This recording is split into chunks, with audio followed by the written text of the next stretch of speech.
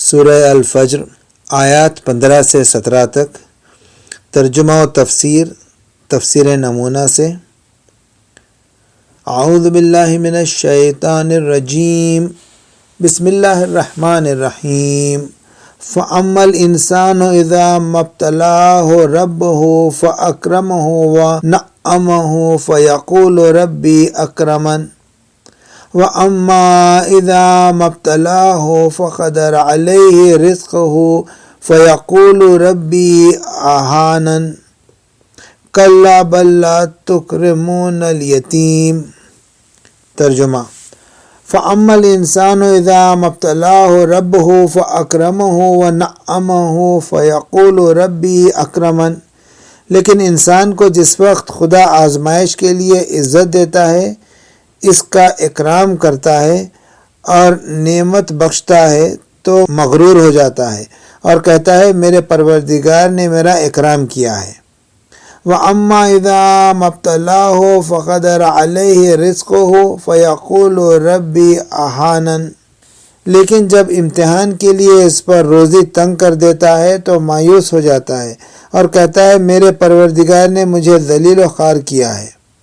کَلَّا بَل لَّا تُكْرِمُونَ الْيَتِيمَ، ایسا نہیں ہے جیسا تم نے خیال کیا ہے، بلکہ تم یتیموں کا احترام نہیں کرتے۔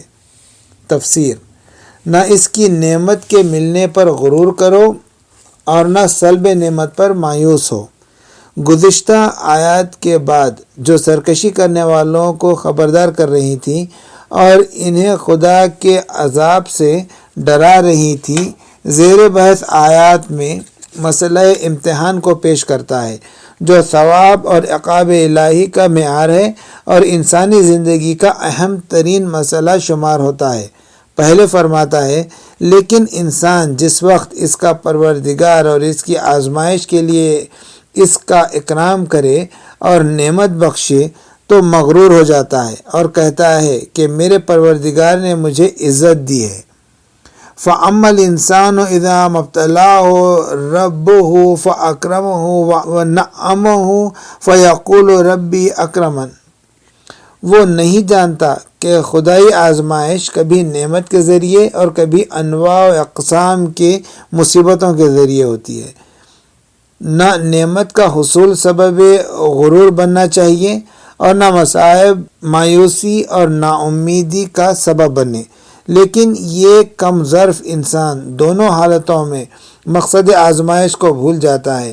نعمت کے ملنے کے وقت اس طرح خیال کرتا ہے کہ وہ مقرب بارگاہ خدا ہو گیا ہے اور یہ نعمت اس قرب کی دلیل ہے۔ قابل توجہ بات یہ ہے کہ ابتدا میں کہتا ہے کہ خدا اسے مورد اکرام قرار دیتا ہے، لیکن آیت کے ذیل میں ہے کہ انسان خود کو مورد اکرام قرار دیکھتا ہے۔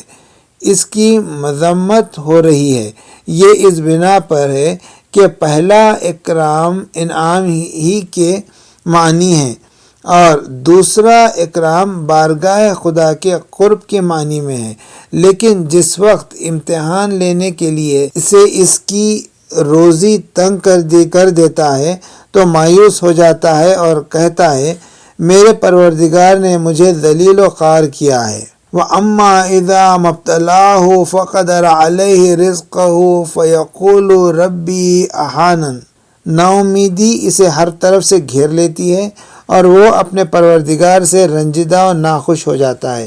وہ اس سے غافل ہے کہ یہ سب چیزیں تو اس کی آزمائش اور امتحان کے ذرائع ہیں، وہ امتحان جو انسان کی پرورش اور ارتقاء کی رمز ہے اور اس کے بعد استحقاق ثواب کا سبب اور مخالفت کی صورت میں استحقاق عذاب کا باعث ہے۔ یہ دونوں آیتیں خبردار کرتی ہیں کہ نہ تو نعمت کا ورود قرب خدا کی دلیل ہے اور نہ اس کا سلب ہو جانا حق سے دوری کی دلیل ہے۔ یہ تو امتحان کی مختلف صورتیں ہیں کہ خدا اپنی حکمت کے مطابق ہر گروہ کی کسی چیز سے آزمائش کرتا ہے۔ یہ کم ظرف انسان ہیں جو کبھی مغرور ہو جاتے ہیں اور کبھی مایوس ہو جاتے ہیں۔ سورہ حامیم سجدہ کی آیت 51 میں بھی آیا ہے وَإِذَا أَنْعَمْنَا عَلَىٰ إِنسَانٍ أَعْرَضَ وَنَأَىٰ بِجَانِبِهِ وَإِذَا مَسَّهُ الشَّرُّ فَذُو دُعَاءٍ عَرِيضٍ۔ جس وقت ہم کسی انسان کو نعمت دیتے ہیں تو وہ روگردانی کرتا ہے اور تکبر کر کے حق سے دور ہو جاتا ہے، لیکن جب اسے تھوڑی سی تکلیف پہنچے تو ہمیں دعا کرتا ہے اور بے تابی دکھاتا ہے۔ اسی طرح سورہ ہود کی آیت 9 میں آیا ہے وَلَئِنْ أَذَقْنَا الْإِنسَانَ مِنَّا رَحْمَةً ثُمَّ نَزَعْنَاهَا مِنْهُ إِنَّهُ لَيَئُوسٌ کفور۔ جس وقت ہم انسان کو رحمت کا ذائقہ چکھائیں اور اس سے چھین لیں تو نا امید اور ناشکرا ہو جاتا ہے۔ یہ دونوں آیتیں علاوہ اس کے کہ خدا کی آزمائش کے مسئلے کو مختلف طریقوں سے بیان کرتی ہیں، یہ نتیجہ بھی بخشتی ہیں کہ نعمت سے بہراور ہونا یا اس سے محروم ہونا قرب خدا یا دوری پروردگار کی دلیل نہیں ہے، بلکہ ہمیشہ اور ہر جگہ ایمان اور تقوی کا معیار ہے۔ کتنے پیغمبر تھے جو اس دنیا میں انواع و اقسام کے مصائب میں مبتلا رہے، ان کے مقابلے میں کتنے کافر تھے جو گوناگون نعمتوں سے بہرامند تھے۔ دنیا کی زندگی کا مزاج اور طبیعت یہی ہے۔ اس آیت کے ضمن میں پروردگار عالم ابتلاءات اور دردناک حوادث کے فلسفے کی طرف ایک سربستہ اور اشتمالی اشارہ بھی کرتا ہے۔ اس لیے بعد ان اعمال کی تشریح کرتا ہے جو خدا سے دوری اور عذاب الہی کے چنگل میں پھنسنے کا موجب ہے۔ فرماتا ہے ایسا نہیں ہے جیسا تم خیال کرتے ہو کہ تمہارے اموال پروردگار کے نزدیک تمہارے قرب منزلت کی دلیل ہیں، بلکہ تمہارے اعمال تو تمہارے خدا کی دوری کی کیفیت کو بیان کرتے ہیں۔ تم تو یتیموں کا احترام نہیں کرتے، کلا بل لا تکرمون الیتیم، اور ایک دوسرے کو فقراء و مساکین کو کھانا کھلانے کا شوق نہیں دلاتے، ولا تحاضون علی طعام المسکین۔ صدق اللہ العلی العظیم۔